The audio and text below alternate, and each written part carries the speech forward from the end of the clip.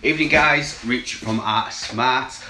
So we've had quite a few messages this week whilst we've been doing this heating system, saying why is all the stats at the manifold. We get that one all the time whenever we do heating systems. That is always the first one. People always say, how can you get away with putting your manifold there, your stats there, and then obviously because it's air source, so it's a little bit different. Absolute nightmare, to be honest. So for Sparks out there, to be fair, it's the first air source I've ever done, but if you're doing an air source, add extra time, of course it takes forever. So there's that. What else is there? Yeah, so in the house there is 11 zones of wet heating. We have a couple of zones of electric heating, hot water and first floor radiators. So I'm going to spin you around and show you what we're working with. So as you can see in here, everything was on a really tight space. So where everything is on there, everything's really tight together, which made for its challenges. But basically, how we do it is, I like all containment on the heating system. Now, you could obviously just clip it around, but how we've ended up wiring this is it's all wired in singles.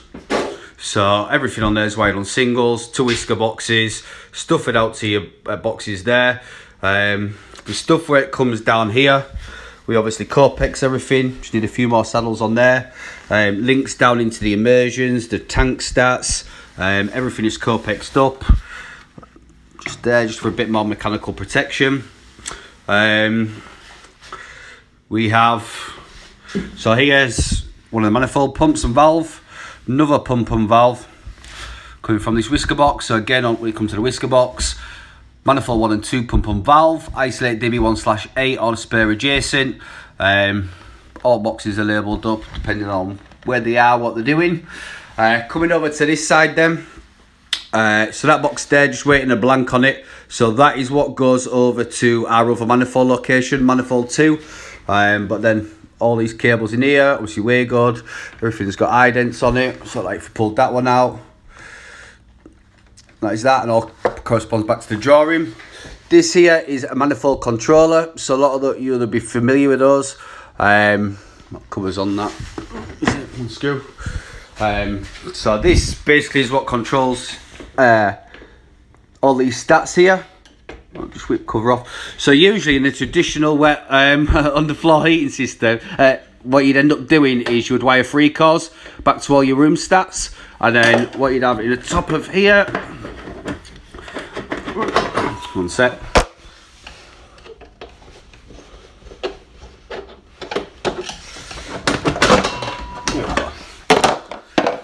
You'd wire 3 cores back and connect all your 3 cores back in the top of here.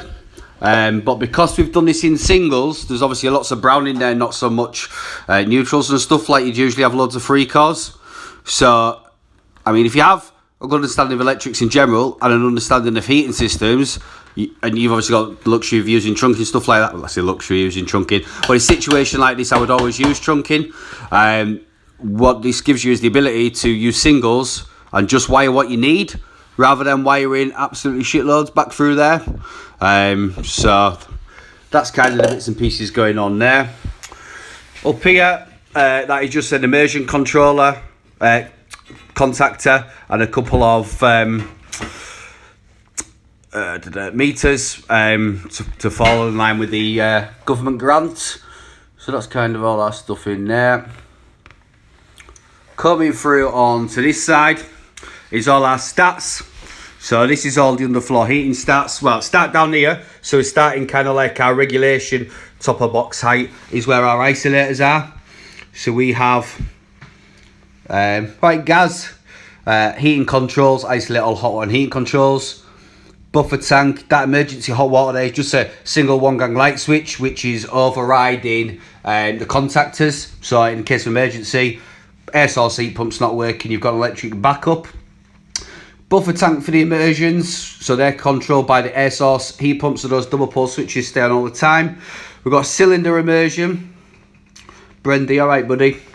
We've got bathroom, so that's DB1/22. So that's actually an electric circuit, which is up there. bathroom, DB122. We've also got ensuite, so they're electric mats upstairs. Coming down there, so what we do again on the manifold, let me come down here so I've not got a weird finger. So their living room. So our living room is on manifold 1, actuators 1 and 2, and that's zone 1. So that'll be switching up there. So if I look onto manifold 1, zone 1 is living room. So on 2, utility, 3, office, utility, breakfast. Coming back up here. Manifold 1, actuator 3, we'll be doing the office. Manifold 1, actuator 4, utility room. Now, the reason there's no actuators coming out of here, and the reason why I've marked all the actuator numbers on here, is because the actuators, ready for this, Fat Lad has been down here all week, are all down there. So underneath the buffer tank, could you come down to a whisker box there in tube. Again, can't get it to focus. Manifold 1 actuators, isolated DB, blah, blah, blah, blah, blah. And then all our individual manifolds. And again, with everything labelled on there. We've got another little box underneath here in Copex. Again, if we're to look on there, that is a 3-port valve and air source heat pump probes.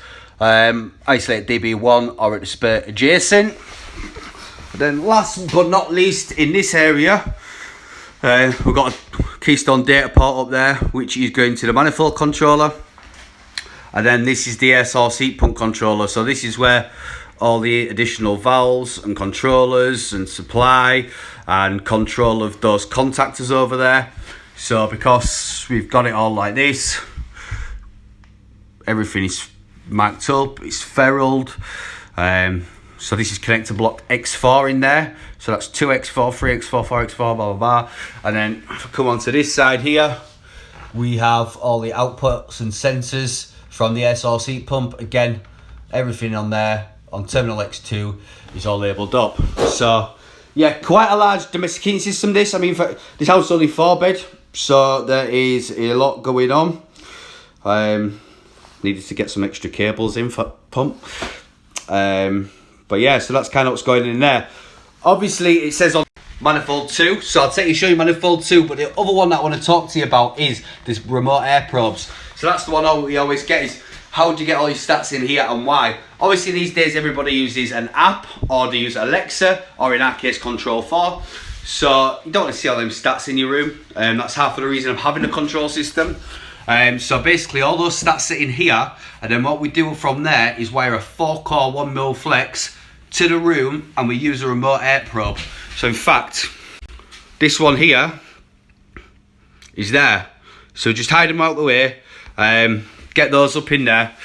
So if we came through to say the breakfast room, that's got one there. If I was to come through to the lounge, we've got one there.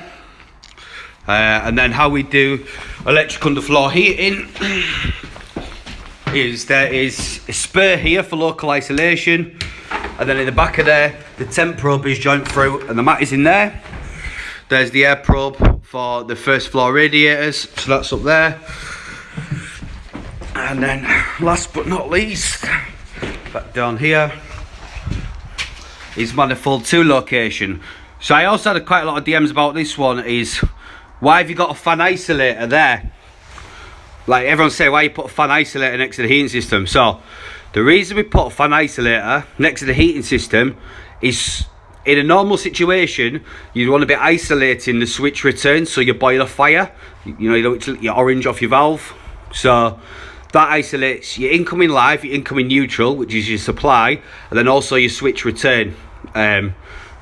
Because a lot of people would put a spur here and join through the switch return back to the boiler, but we just use a fan isolator because it's already fused down at your incoming end. So I'll see you've got a couple of data ports, just more future use.